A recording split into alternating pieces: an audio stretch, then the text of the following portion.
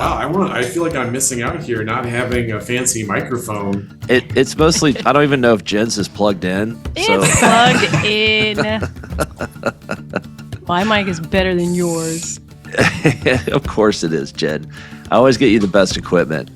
Well, dongles. Don't forget about all the dongles. Well, Sean, it's so good to have you on BeerNet Radio. I know I missed the last time you were on, so I wanted to make sure I was available. And we got Sean Belongie at New Belgium Brewing Company. And Sean, you guys have had a rough late summer. And can you kind of give our listeners an update on what's going on in Asheville? Yeah, so for those of you who were unaware, Asheville, the city and the surrounding community, was significantly impacted by Hurricane Helene. Our brewery was flooded. The good news as we got in there is that the flooding was not nearly as bad as what looked like in the pictures, as people were sending me pictures on that Friday and going like, okay, I'm not sure we have a brewery in Asheville anymore. It was not as bad as that. It certainly was not good, but it was not as bad as that. So we've gotten in there, and obviously the first priority is, of course, making sure all of our coworkers are safe. And of course, that was the first thing we were able to confirm, which is fantastic, although obviously a lot of impacts across that coworker community in Asheville. I'm pleased to say that we've made a lot of progress. We had a remediation company in essentially 4 days after the floodwaters had hit us.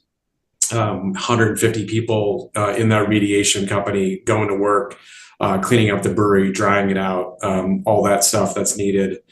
And so we are on track. We've said that we want to basically be starting brewing processes essentially in December. And that's what we're on track for. We probably won't really start shipping beer out of Asheville in earnest until January, February timeframe. But again, if you saw the pictures, that's a pretty good result given what we saw. And I think, beyond that, and I think it's just a testament to the culture of New Belgium and the coworkers that we have here.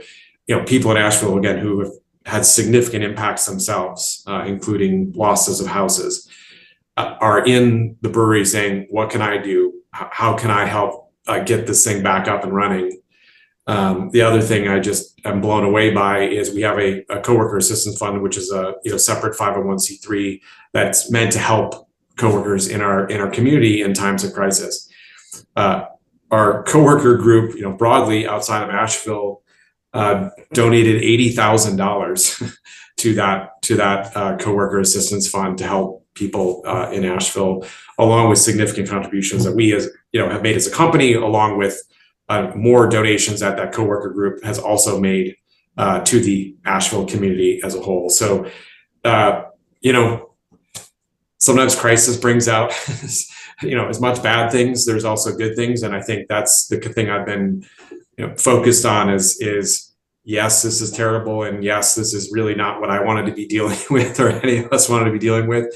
But it's just a reminder again of just the power of New Belgium and our culture.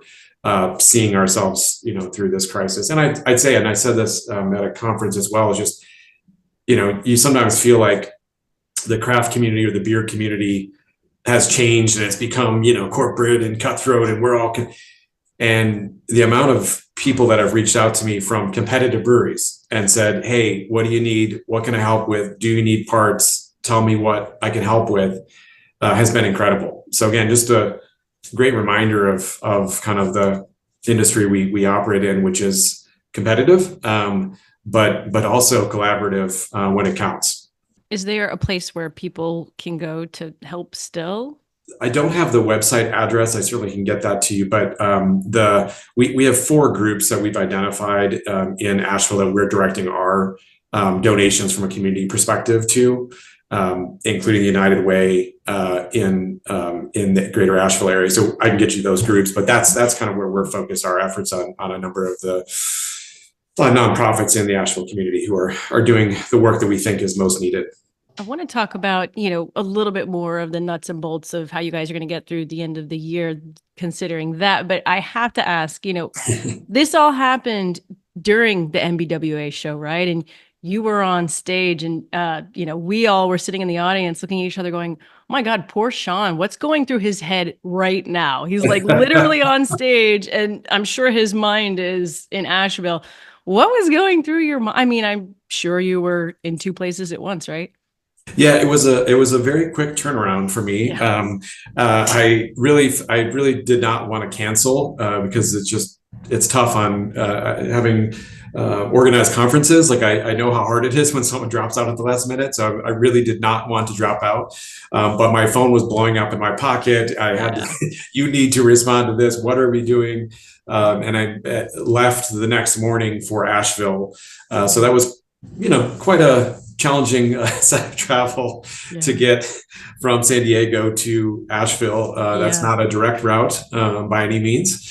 And in fact, I went directly from NBWA to going to Target to pick up supplies that our coworkers needed that they weren't able to get in Asheville. So I loaded up a minivan at the Charlotte airport with diapers and dog food and all kinds of other supplies. It was quite a different 24 hours that I had to turn around and then really just, put my mind to like, how do we actually in those immediate aftermath, like do the things that our coworkers need the most at that moment. So yes, it was it was very distracting. And so I was like, I don't know what I said up there, and hopefully it was helpful to somebody. Yeah, we've been meaning to talk to you about it. No, it was good. It was great. And so has Fort Collins been able to pick up some of the slack, or is it completely different type of bottling? Yeah, so it's actually been really interesting because Fort Collins has had the last 2 weeks of production and packaging were the biggest packaging weeks that Fort Collins ever had in history. And so way beyond what we actually even thought was possible.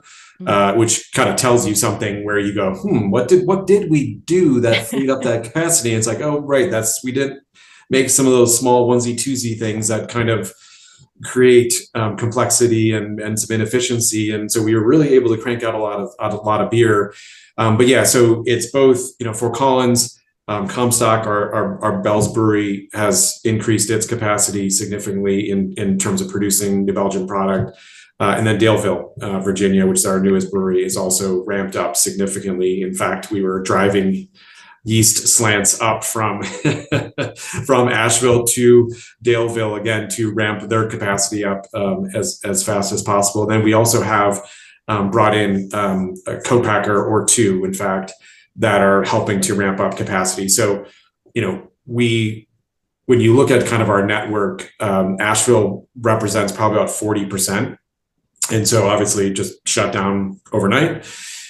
So 40% would be, that's quite a bit. And we think we'll make up about, we'll end up losing out on about 15% of the volume when all is said and done, just with ramping up, again, all the other brewery sites that obviously are operational along with co-packing sites. We'll be able to make up a big chunk of that miss, not all of it, of course, but a significant chunk. If there is a silver lining, your beer is going to be really fresh out there. Yes, it is. From here on out. Yeah. If you had any old beer out there, it's gone. Yeah, it's gone. So yeah, it's definitely gone. We definitely are not going to have a lot of returns that are going to be necessary. Yeah.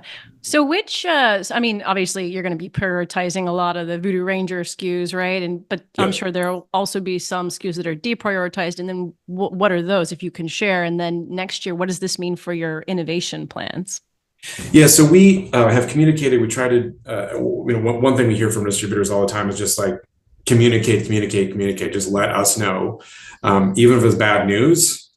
If we know, we can deal with it. If we're left in the dark, that's a big problem. So we try to really over communicate with them as much as possible. And so the couple things I would say is that one, we've really tried to shift around where the volume is going so that it's not just East Coast distributors who are feeling some of the impact. We're trying to spread that out across the country to some extent, just because we don't want all of our distributors kind of on the West Coast to be flush, and then our East Coast distributors to be really hampered. So On average, we are sitting nationally at about just under 3 weeks of inventory, average weeks of inventory across our distributor network, which typically we want to be about 4. So we're feeling pretty good about that. To get there, we did, as to your point, Jen, cut a couple of SKUs temporarily, obviously, just to pull them off our ordering portal. So there were a couple packaged SKUs of Voodoo Ranger IPA, our core IPA, that we ended up pulling down. Again, this has all been communicated to our distributors, and then a couple of the Fruit Force items that were pulled down.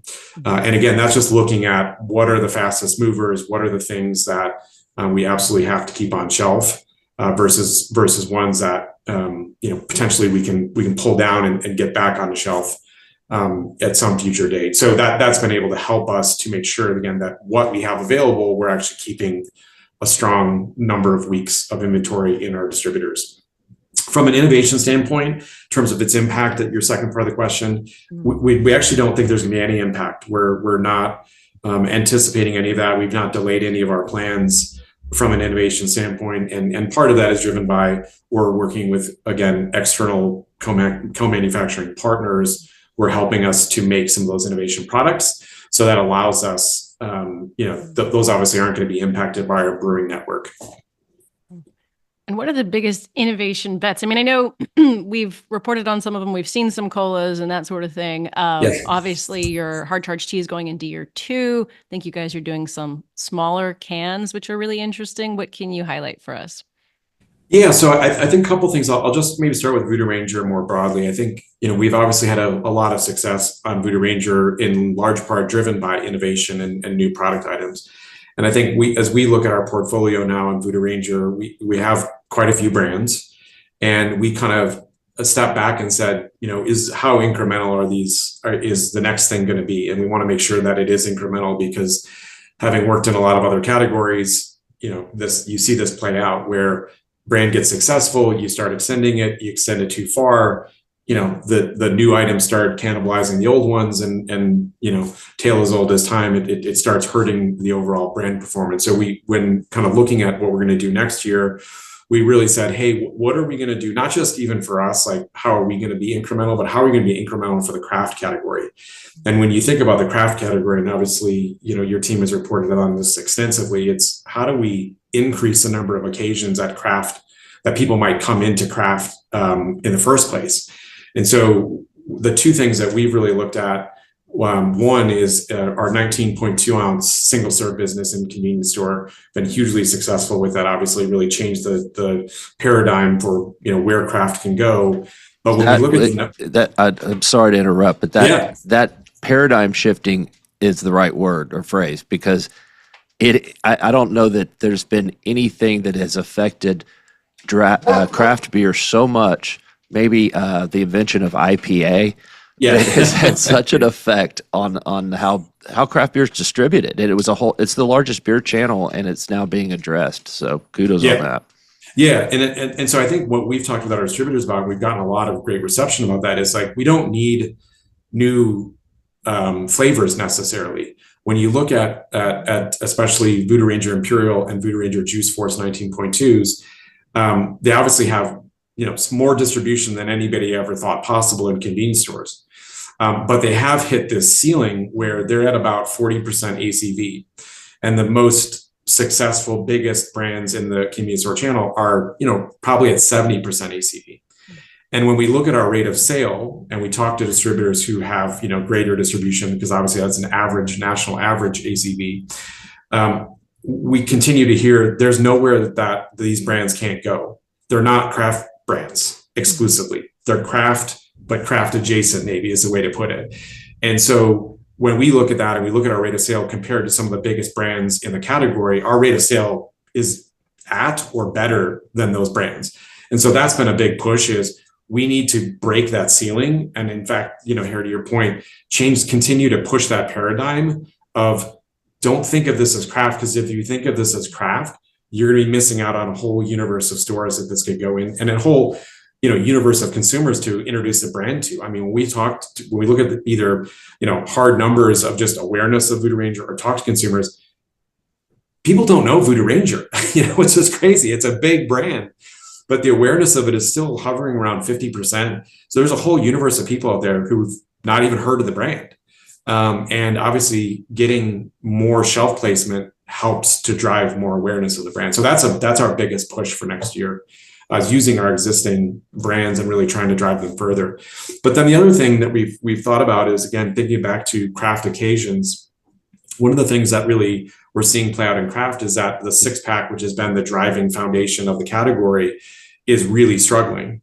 And I think we've crossed some price thresholds in the data we're looking at. We've crossed some pricing thresholds where consumers are going, oh, wow, geez, I don't know if this is a good value anymore. And we're seeing that universally, both on our brands, but across the category. And so the other innovation idea we had is, how do we kind of change the paradigm of what value is and or what an occasion for craft could be? And that landed us on this idea of mini cans, which started just as that'll be interesting, because that kind of changes the beer math. If we have 8 cans, 7.5 ounce, you kind of won't exactly be able to figure out, a 6-pack versus 6-pack. It's like, well, it's smaller, but and it's cheaper, but and that type of thing. But then the big to us unlock was not just that kind of value equation thing, but was really kind of thinking about how to brand it in a way that creates a whole new occasion. And so we landed on this idea of Voodoo Ranger mini rippers as a name for this product, to kind of, again, give people an indication of, why would you want this? It's not just a smaller can and a different value thing. It's sometimes you don't want 19.2 ounces of a 9.5% ABV product. And the smaller can kind of creates a whole new way to think about the brand, and I think introduce it to a whole new group of people. So is this a pregame? Like rippers? I mean, you rip a shot, right? Yes, that's kind of that's the way we've talked about it. Okay. Is this idea of, hey, there's 5 minutes until your Uber gets to your house. What am I going to have? Hey, it's a mini ripper. And I think there's just this interesting form factor that we're seeing, obviously, across the category, whether it be buzz balls and beatbox and a lot of those things, just kind of like, where you can mess with the standard packaging format. I do think really creates an intrigue factor that is really, I think, potentially really powerful. Right. And do retailers push back that it's not a 6-pack? It's not, right? Like, how do we merchandise this? Where do we put it? Right. Like, I would assume that's part of the reason you don't see more of this is because of that. Yeah. Thankfully, High Noon has helped break that down, because in fact, I think I presented an 8-pack idea at an unnamed national retailer 5 years ago, more through the lens of, what could we do to kind of change the value equation, and was laughed out of the room and told that it was the dumbest idea of all time, and distributors hated it, and like just all of the kind of math and logistics stuff didn't work.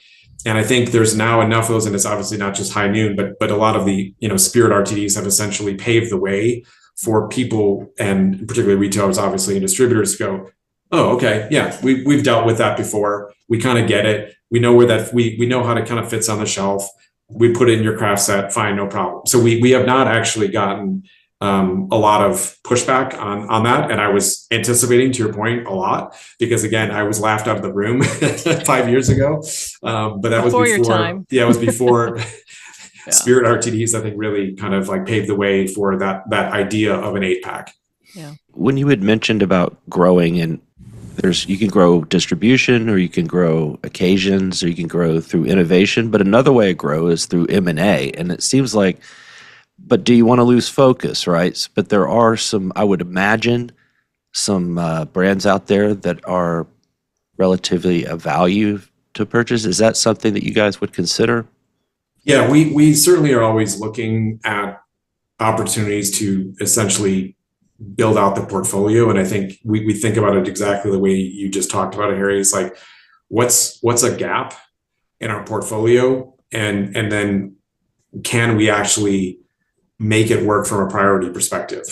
Because if there's one thing I've learned in my time in the beer business that's different than kind of any other category I worked in is priority. And it's you can have the greatest consumer idea in the world, you can have greatest campaign, but if you cannot get people rallied around that, and especially as kind of a smaller obviously we're a big craft player, but a smaller supplier in the grand scheme of beer, you really have to be thoughtful about it. So we definitely are looking at opportunities. And I think one of the things that we've talked to our distributors about is we are going to look for opportunities to expand outside of craft as well. So we're not going to just stay purely in that lane. And I think the biggest unlock for us there for next year is Kirin Ichiban.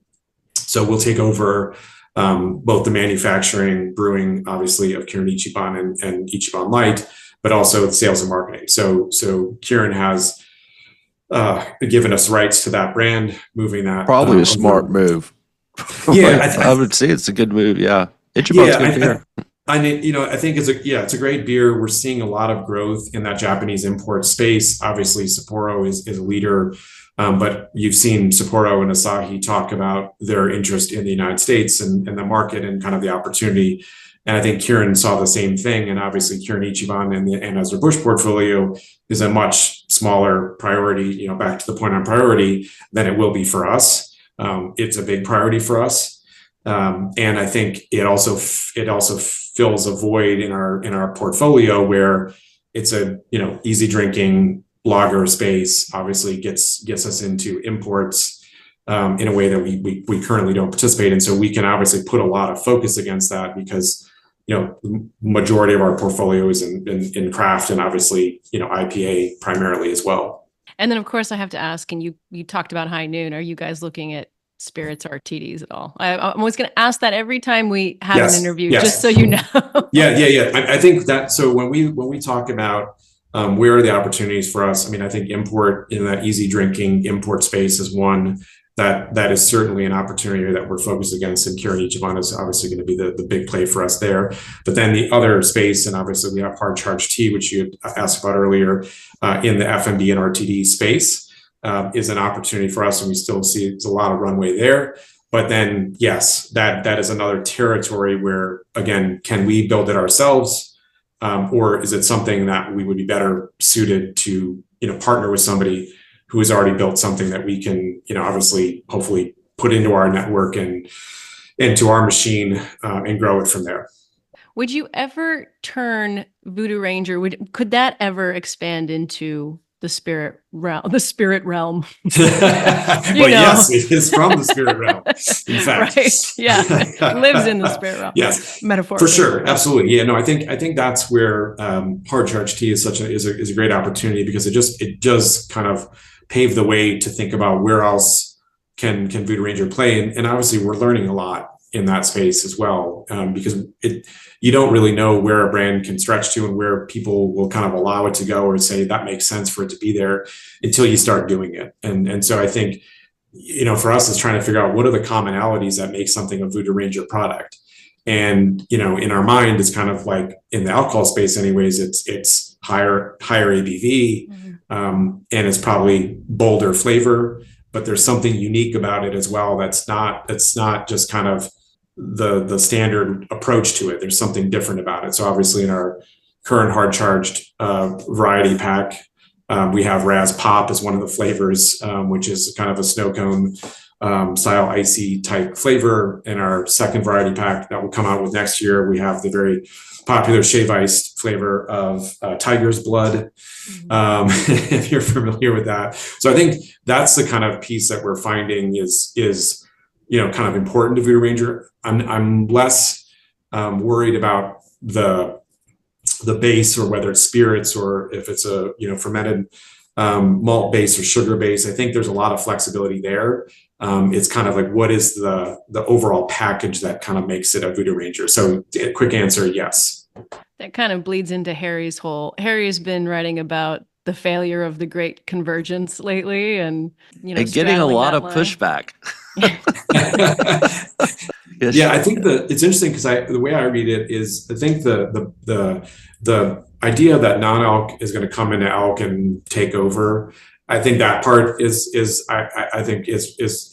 on to that, and I think we're seeing that those brands struggle. I think the convergence, if you think about it, of the convergence between beer and wine and spirits and that whole that thing, I think is still playing out. It's just and conceivably, I guess I could also agree with your point of like, is it hard for a brand who exists in one space to go into the other space? Yeah. I think it is probably harder because obviously the success we're seeing in some of those, convergence or kind of spaces where things have blended together are new to world brands in that space. They're not coming from some other segment or category. So I do think it's harder for sure. But I think the non-alc thing is the one that really seems to have fizzled to some degree. Yeah, literally. no. Yeah, right. It's gone flat. Yeah, no, well, things are very interesting. And so my last question, and then I don't know if Harry has any more, but with where you guys are, obviously you've got tough comps, which is not the worst thing.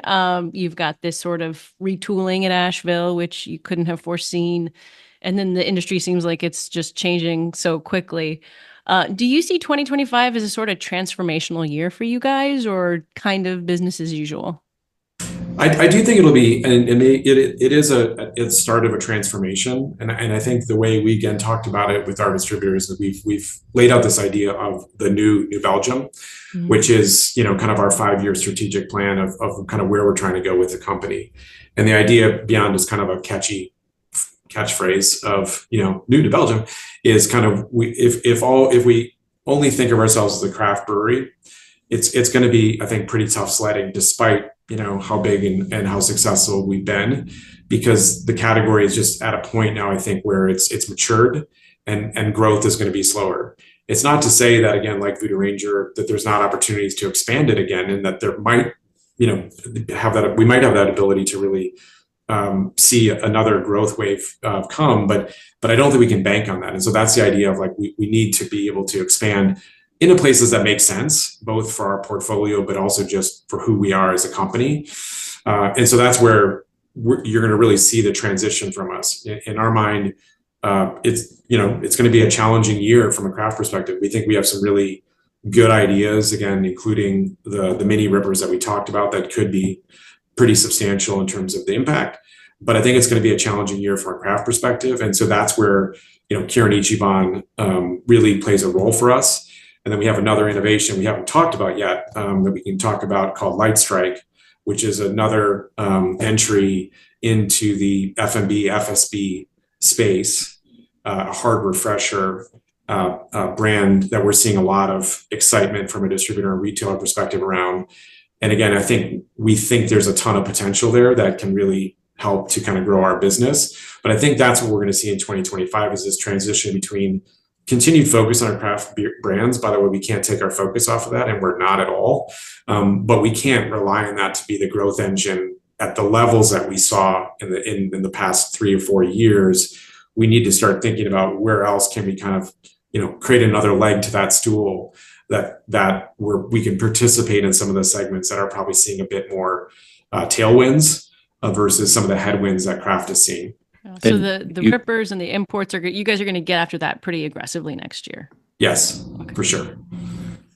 Well, it makes sense because you have a chain department. You have a pretty good one, I think, and right. Yeah. You might as well leverage that into the categories that you're already playing in. My only question, because this is perfect, we're right at the 30-minute mark, and I would say this year especially, there's been a little bit of angst, I would call it, about beer pricing, that it might, like you kind of hit on this earlier, that the consumer is kind of looking for value right now. They've kind of reached that point of diminishing return.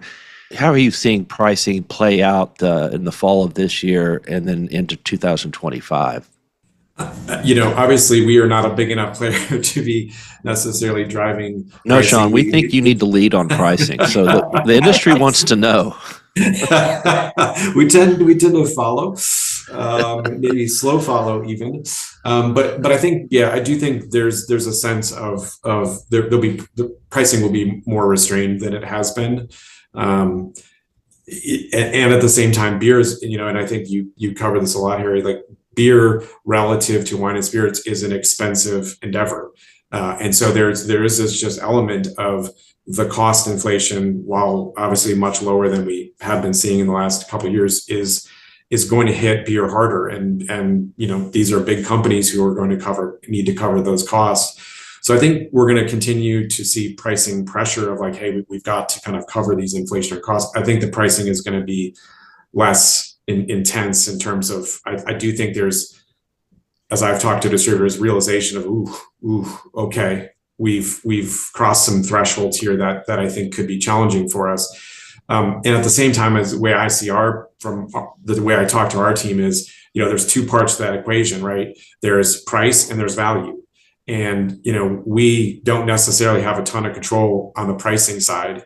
And beer in general, I think, there's again, a big cost inflation that happens that kind of takes some of the pricing out of our hands. So really it's like, how are you going to drive value? And you can think about value in all kinds of ways, brand, cultural relevance, like, how do you think about pack formats and types? And obviously, the big companies are really good at this, and we're kind of trying to catch up on some of those ways that they try to think about creating value in different ways beyond just the price point itself. And so I think that's going to be our continued focus is I hope pricing will be relatively restrained, but from our lens, it's how do we, continue to drive value where people are like, hey, this is a good idea, even at that price point.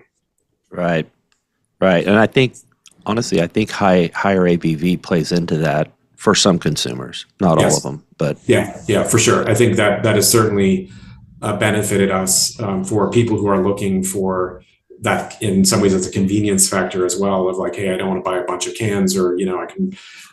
There is a value, and we see that there's some trading from 6-packs, which again have been the staple of craft, to 19.2s, because it's like, hey, I'll grab one for the night, and that's what I need. I don't need a whole 6-pack that I might not drink for a while.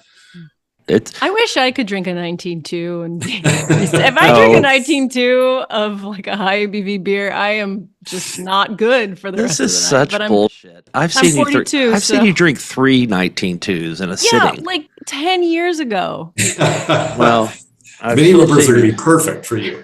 Oh, you'll love the rippers, Jen, because Jen likes to have fewer than 4 drinks. Yeah, different drinks on the table. So Sean, can I mix and match the rippers? Yes, absolutely. We'll have 2. We'll have both Juice Force and Tropic Force. You have 2 flavors. Perfect. Mix and match. Absolutely. Awesome. Love it. Yeah, Harry never loses a chance to make fun of me if we're ordering together. You will hear like an audible sigh before I can even get the order out.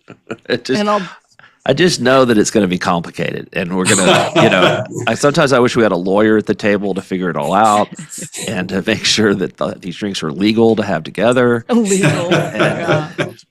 Good. Well, this has been a great episode. Thank you so much, Sean, for being on BeerNet Radio, the podcast where all your dreams come true. I hope some of your dreams came true today. And I'll probably see you. I'll see you next week in New York, and we'll catch up on down the road. Yeah, great. Thanks for having me. I really appreciate it. Thank you, take care. All right, see you. Bye.